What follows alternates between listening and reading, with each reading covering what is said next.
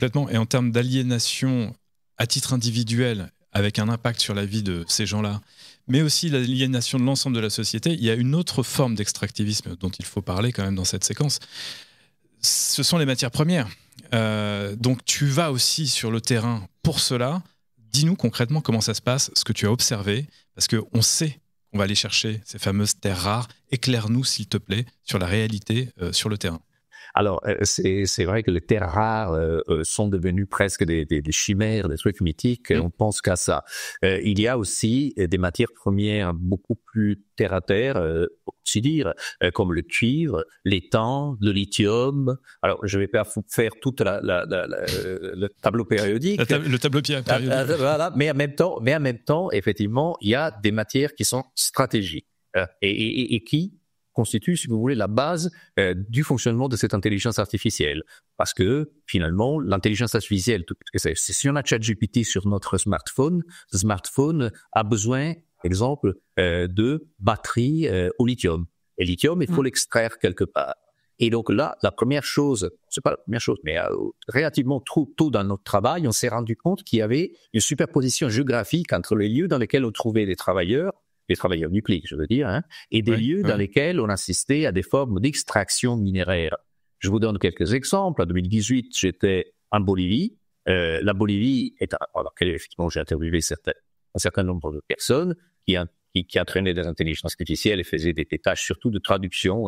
Mais après, si vous vous déplacez de quelques centaines de kilomètres vers le sud, vous avez le plus grand gisement, le plus grand lac salé du monde, qui s'appelle le Salar de Uyuni, dans lequel on a l'extraction de lithium. C'est les batteries, encore une fois. Et si vous voulez même rendre la chose encore plus métaphorique et montrer la superposition de travail et de la donnée, ce que tu disais, Cyril, à propos du textile et ce qu'on dit aujourd'hui à propos du lithium ou des matières premières pour la partie extractive de l'intelligence artificielle, on peut se déplacer encore quelques centaines de kilomètres au sud du Salar de Uyuni. Là, on tombe dans notre pays, c'est le Chili, et dans le nord du Chili, dans le désert du Atacama, vous avez en même temps les plus grandes décharges de vêtements jetés par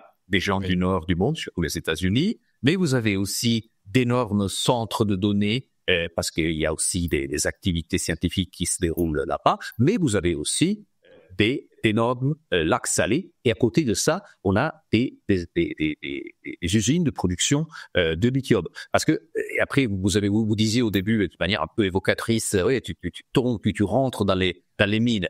Non, alors en réalité, c'est surtout... C'est à ciel ouvert. Les ciels sont à ciel ouvert, voilà. Sont à ciel ouvert, tout comme, par exemple, on a passé vraiment pas mal de temps à Madagascar, on a interviewé des personnes à Tananarive, la capitale, des centaines de personnes à Tananarive, quand même, qui faisaient ce type de travail utile, où vous dépassez de 90 km et vous avez une mine de nickel et de cobalt. Donc, qu'est-ce qu'on est en train de dire? Est-ce qu'on est en train de dire qu'il y aurait quelques superpositions magiques? Non, au contraire, c'est tout simplement des politiques industrielles de ces pays, de Chili, la Bolivie, d'un certain point de vue, et aussi Madagascar, qui choisissent de créer des zones de incitation pour certaines formes d'industrie. Et donc, c'est des industries à fort potentiel, des industries stratégiques, comme toute la tech, toute l'énergie de la tech. Et donc, dans la mesure où ils favorisent, par exemple, la création de plateformes ou de petites usines à clics, et ben, ils favorisent aussi, par exemple, par des incitations, par des politiques fiscales avantageuses, par des politiques de gestion du travail très avantageuses, en fermant un œil sur les ravages sur l'environnement. Il y a une responsabilité de ceux qui vont aller chercher ce travail du clic, mais il y a la responsabilité des États qui acceptent, alors bien souvent au nom d'un développement économique, mais qui encourage, c'est leur stratégie économique dans ces États-là, d'exploitation de leurs ressources naturelles finalement. Exactement, mais avec des arguments. Je suis pas sûr que ceux qui en profitent le plus à la fin. On connaît l'histoire là-dessus, mais oui.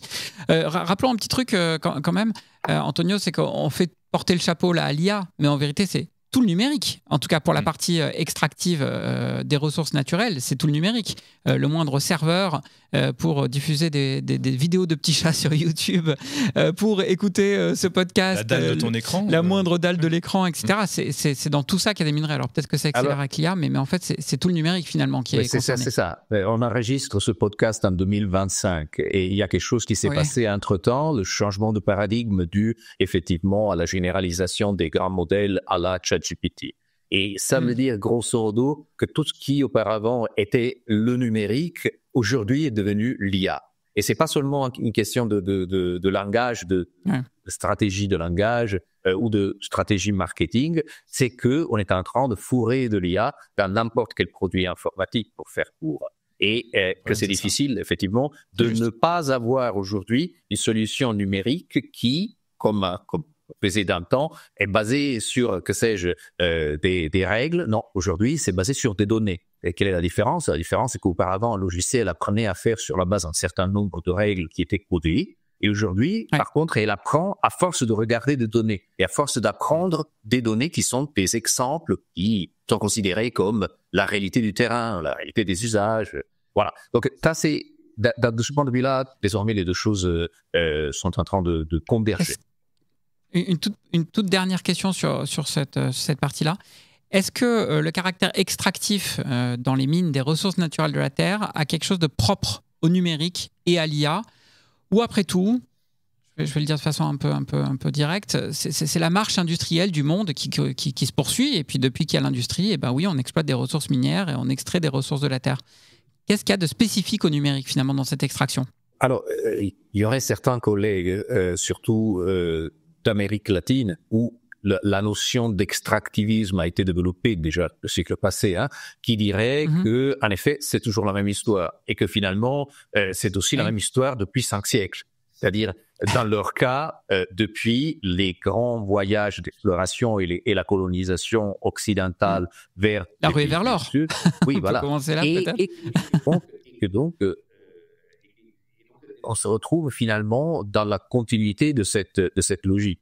Et moi, je pense qu'effectivement, il y a énormément de continuité. Je suis un peu, par contre, prudent lorsqu'on parle on utilise des notions si chargées du point de vue historique, parce que d'une part, on a une tendance à les utiliser un peu comme des métaphores, et quand on les utilise comme des métaphores, on n'a plus de contrôle sur qui utilise ces notions-là. Alors, par exemple, le truc qui m'insupporte au plus haut degré, c'est d'entendre des Français qui se la jouent « on est colonisé », alors qu'historiquement, la France a colonisé la moitié du monde. Donc, voilà, attention, c'est pas une métaphore, c'est vraiment pour certaines personnes, pour certains pans de la population mondiale, c'est des centaines de milliers, voire des milliards de personnes, une réalité qui est la même depuis des siècles. Donc, de ce point de vue-là, oui, il y a de la continuité. French Tech, esprit critique pour ta critique.